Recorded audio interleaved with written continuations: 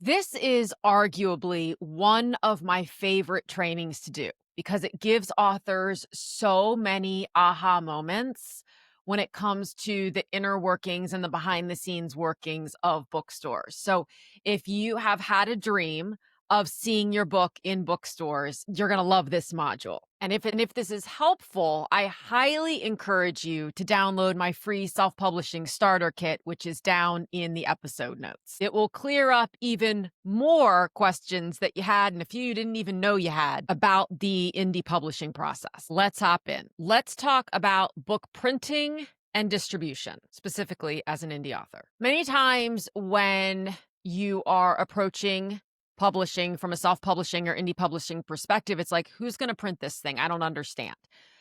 Because even the term print on demand isn't well understood until it's well understood. So the short answer is Amazon, and they're going to do it in a print on demand capacity. What that means is they don't print a book until a book is ordered. This is a beautiful thing because I come from a time way back when we didn't have print on demand and we had to order thousands of copies of our books to be printed offset. They were shipped to me, stored them in my garage. Then I had to ship them out. I had to ship them to Amazon, wherever I had to ship them. And it was a pain. It was cumbersome. It was incredibly expensive. You never knew how many to order. You never knew how many were going to be ordered. So print on demand is great. The quality of print on demand has increased exponentially in the last few years. I can put a book that I had offset print and a book that I had print on demand by Amazon side by side and really barely tell the difference, if at all. You'll hear different people say different things about that. That's my experience. And I've looked at a lot of side by side comparisons. So I am all on board for a whole lot of reasons with print on demand. Another person who can print on demand your book is IngramSpark. And I'm going to talk more in a minute about who IngramSpark is and how they work.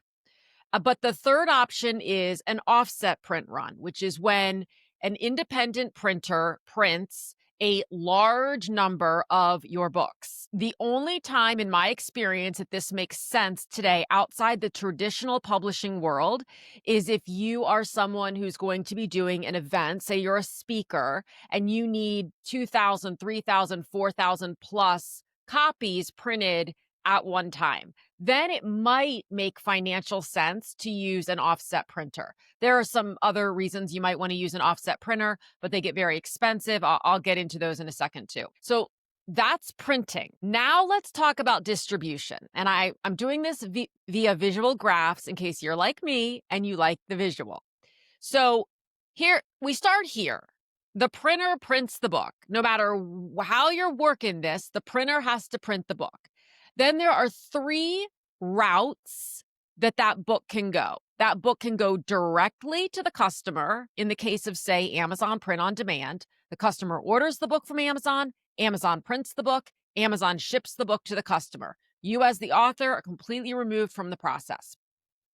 Second option, whoever prints it, like let's just say Amazon, and then it comes to the author. And the way that works is you as the author get your author pricing from Amazon. So if the book costs $4.52, I'm making that number up, to print, that is the cost of printing plus obviously a cut that goes back to Amazon for doing the job. But they won't break it out that way. They'll say, okay, your print cost is $4.52. But you get to pay that instead of paying whatever the retail price of your book is. So $13.95 or something. So you might order 10 books or 20 books or 50 books for an event or to give away to people, to leave in airports, to give to friends and family, whatever. And Amazon will send them directly to you. You will have to pay shipping. Even if you have Prime, you cannot get your free shipping on your books. But I mean, again, to use the word arguably again, Amazon has one of the best shipping rates in the world. So it's not terribly expensive to ship the books to you. So that's option 2. And option 3 is that your books go either it's typically an offset printer, or if you happen to be working with a hybrid publisher who is using an offset printer and you're using a third-party distributor like Simon & Schuster distribution, which if you are going with a big hybrid publisher And one of the benefits of working with them is that they have distribution through Two Rivers, Simon & Schuster, is it's going to be expensive. So those publishing packages typically start at around $20,000 and they go up from there because they have that direct line into the distribution channel, which I'm going to explain more about in a second. But in that case, your book would go from the offset printer to the third-party distributor. Now, again, how do we get the books in the hands of the customer? 3 options. 1, it goes directly from print on demand, as I mentioned, to the customer. 2nd, it goes from wherever it's printed to the author, and then you, as the author, sell it to the customer via an author website, an event, an in-person event, however you're doing that, begging people on the side of the street, whatever. The 3rd option is when you use a third-party distributor, and then that third-party distributor distributes to the customer, which in this case is usually the bookstore, the big box bookstore, sometimes an indie bookstore, but it's a bookstore nonetheless. So let's talk about bookstores. I know it's the dream. Everybody wants to see their book in a bookstore, myself included. I love bookstores.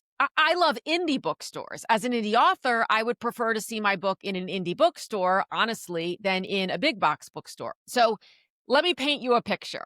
This is the dream right here, right? The big box bookstore. So we're not talking about indie bookstores. Those are a little bit easier to work with in my experience, depending on how corporate they are. And I'll talk to you about how to do that. But you know who I'm talking about when I'm talking about the big box bookstores. And also I'm talking about the Target section, the book section of Target, Walmart, Costco. That's also a big box, what I'm considering a big box bookstore. So that's the dream. In order to get into those bookstores, the number one thing you have to have is a sales rep. This is one of the things that you get when you're working with an expensive hybrid publisher. And this is not to dismiss expensive hybrid publishing. It works well for a lot of people, but this is one of the things you're getting is their sales team. So with however many books, which is thousands, come out every single week, how could bookstores possibly stay apprised of everything that's coming out and what they want to stock and why they want to stock it and what the preamble is to all of it and the promotions that are going on? The way they become aware of that is through the sales reps that work for the distributors or the publishers. So the sales rep, if you have one, goes and says, these are the books that you should have. And typically what they're promoting there are their top sellers. It's like their very top sellers, and then sometimes it's debuts because they're hoping that a debut novelist or a debut memoirist or a debut author can get some traction and tip the scales for them. So the sales rep goes to the big box bookstore. The big box bookstore says, okay, sure, we will agree to carry Samantha's new book. What happens then is the big box bookstore, my God, I didn't think of how hard that was going to be to say, places an order from Ingram. Ingram is the largest largest wholesaler of books in the United States. Booksellers insist, really, on being able to order from Ingram because Ingram has certain allowances that Amazon doesn't have. I'm going to tell you not to use expanded distribution. In short, expanded distribution is done through Ingram. However, booksellers still see that it's sort of kind of really through Amazon. Number one, Amazon is their biggest competitor, so they don't want to support it. But number two, Amazon does not allow for returns from booksellers, and they do not honor the 55% standard discount for the industry. So the big box bookstores pretty much insist on ordering their books directly from Ingram so they can get that 55% discount and they can have the 90-day return policy. All right, so the big box bookstore goes and they say, hey, we want to order 10 of Samantha's book in anticipation of her launch. So Ingram prints they have the books in this case. These have been offset print. They've been shipped. Ingram is the distributor, and they send those books back to the big box bookstore that's ordered them. Now the big box bookstore has 90 days. Remember, essentially this is a consignment model. So Ingram is not paid, and therefore the author is not paid until the books sell and until that 90 days hits and the books have sold. Both of those two things need to be true. Now, another dream of authors is to see their book on one of those front tables. Those are called co-ops. They used to be purchased by the big book houses. There were all different ways that happened. Sometimes it was a direct payment, sometimes it was a credit. There were all different ways and business models that supported that, but it's no longer a thing, really, is the point. So the bookseller needs to know where to put the book. And unless it is the fourth wing or the newest political must-have, the book is going, God willing, in the right category, but it's going back in the shelves, spine side out, usually just 2, maybe 3 copies. Again, unless they're expecting for some reason it to do well, but then booksellers are going to be conservative. So each bookseller might order 10. Stock is shelf space is at a premium, people. So unless it's Prince Harry's book and they're confident that they can move hundreds of copies, they're not going to order hundreds of copies. All right, so you've got your 2 to 3 copies sitting in the section, in the back, wherever, spine side out for 90 days. Now, when day 89 hits, the bookseller looks at their shelves and they say, well, we're on day 89 of Samantha's book and they're all still here, or 2 of them are still here. So what do? They mail them back to Ingram. And when they mail them back to Ingram, if you are an indie author, 2 things happen. Well, 3 things happen. Number 1, somebody has to pay for the fact that that book was printed on demand from Ingram. The person who pays for that is you as the author. So that's number 1. Number 2, someone has to pay for the shipping to send the book to and from the bookstore. That person is you. And third of all, someone has to pay if you've opted to have the book shipped back to you when they're returned versus being destroyed, which is the other option.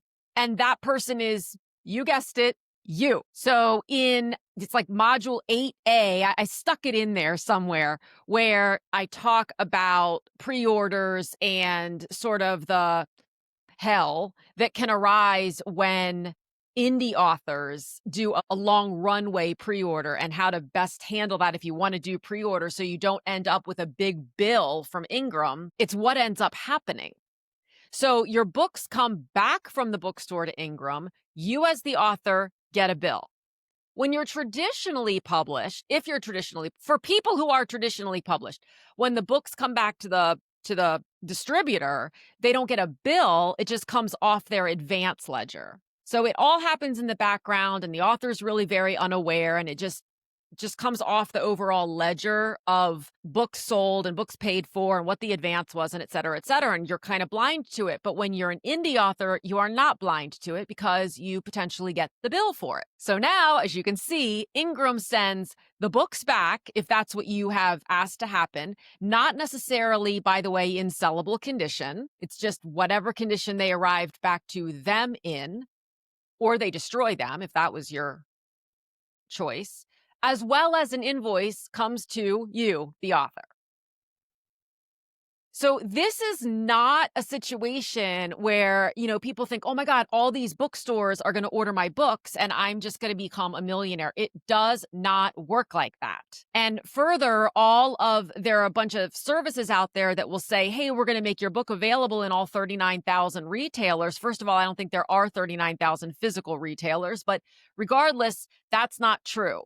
Because in order to get into those retailers, for the most part, you have to have this person right here letting the bookstores know that your book even exists. Now, before you get really sad about bookstores, let's talk about indie bookstores. So this is a much simpler route.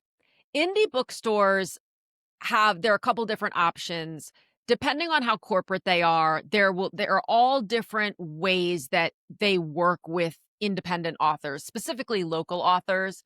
And many of them are quite amenable to doing so.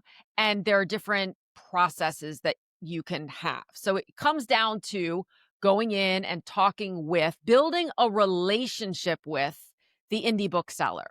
I know a couple of people who own indie bookstores, and I've been amazed when they've told me how many times independent authors will just waltz in and act like they're doing the bookseller a favor by saying, hey, you want to sell my book?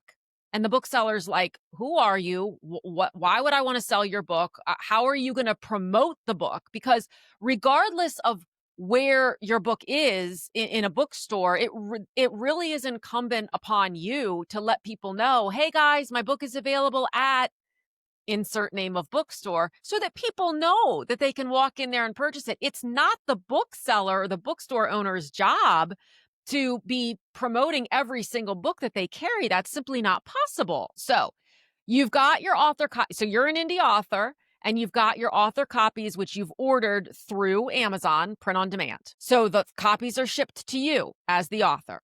Now, there you are. I'm sorry, I didn't make this very gender neutral, but just go with it. So you have, as I've seen it, 3 different options for getting your book in the indie bookstore. One is an in-person event. If you do an in-person event, whether you pay for that event or it's a free event or whatever, the bookstore may very well order copies of your book. And they may do this in a couple of different ways. They may order through Ingram, or they may be willing to, one, order from you, just outright purchase them from you and then stock them, but they may require a return policy. Or they can do what I think is actually easiest for everyone and sell them on consignment. So you take the books with you. If they sell, they pay you. If they don't, you take them home with you. It's like really simple. We have a local bookstore here in Phoenix. As an indie author, you can pay a one-time $25 stocking fee. It's just once. So if they end up reordering your book, you don't pay it again, but it's kind of an upfront admin stocking fee. They take 2 books. If they sell, they pay you in their whatever period of time it is, 60 days, 90 days, I don't remember. It might be every 30 days. And if they don't sell, you go and you pick them up and you say, "Thank you so much for trying," and you try something else. And that's the beautiful thing, is that when the cycle is completed, the indie bookstore will either give you money or your books back or a combination thereof. So I don't mean to insinuate at all that bookstores are an impossibility for indie authors. They're not. And frankly, they shouldn't be. And not to use the should or shouldn't verbiage, but if you want to see your books in bookstores and support indie bookstores, it's not hard to do as an indie author. Just get out there and build genuine relationships with the owners of indie bookstores or whoever's in charge of stocking the indie bookstores and ask them, "What's your process for a local author? What's your process for an independent author?" Yes, some of them still turn their nose up a little bit at self-published authors. They'll want to see your book. They'll want to make sure that they're comfortable stocking it, like they feel good about the quality, which is yet another reason to publish a book that's as high in quality as any traditionally published book. But frankly, I have observed indie bookstores turning their nose up at traditionally published books because lots of times the salespeople for that are the authors. And I've watched my friends who are traditionally published authors walk into the bigger, more corporate indie bookstores and ask if they'd be willing to stock their book or have a signing. And the person who's in charge of that approach or attitude is kind of more of a, "Hey, if I haven't heard of you through TikTok or whatever gods there are, it doesn't matter to me that you're published by Chronicle or Penguin Random House." So what the purpose of this is to just help you understand the inner workings of it so we can remove that fantasy layer that potentially has you believing, "Oh my gosh, every bookstore in the world will carry my book. If only I go with this person and pay this person this much, surely this is the path to millions." So let's talk about KDP and Amazon, which is, again, print on demand, because there's pros and cons to everything. And I've been saying this for 20 years. There is no one right approach. There's no one size fits all. What's really important to me is that people understand the pros and cons and then make the best decision for them and for this particular book. The pros of Amazon KDP is, number one, the print on demand, which I've already talked about the benefits of that. They handle distribution to readers. So you're not storing everything in your garage and shipping things out. The cons are it is a slightly higher cost per book versus offset, meaning if you do a print run of 2,000, 3,000, 4,000 books, when maybe your cost per book would only be a little between $1 and $2 or something like that. The thing to keep in mind, however, is to ship 1,000, 2,000, 3,000, 4,000 books from the offset printer to you ain't cheap. So just because your book price is, they say, okay, we can do it for $1.92 per book, you've got to add in sales tax and you've got to add in shipping. And if you're having it done overseas, dare I say, you probably now have to add in tariffs too. So that $1.92 per book is suddenly not quite as appealing as it maybe was. Also, there are some limitations on the quote bells and whistles that you can receive. So, full color printing, unless you're doing a cookbook or a children's book, but full color printing in memoir or a coffee table book, a photography book, whatever, it's a little more limited.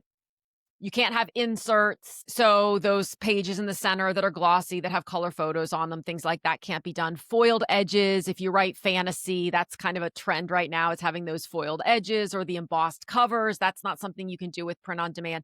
You also, as of now, can't do hardcover dust jackets. So you can do a hardcover, but it's just a hardcover. There's no dust jacket. So you the same design that's on typically on your paperback would also just be on a really thick, more cardboard cover. Now, what is IngramSpark? So, IngramSpark is a division of Ingram. And remember, Ingram is the largest book wholesaler in the United States.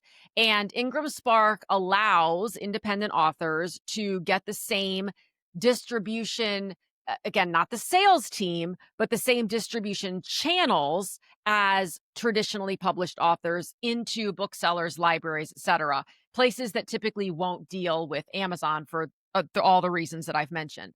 So the pros of IngramSpark is, again, you still have the print on demand option. You have the distribution to libraries and booksellers. Again, those that place the order. And Ingram now does allow for pre-orders of the paperback through Amazon, which is a whole process that I talk about in the upload module.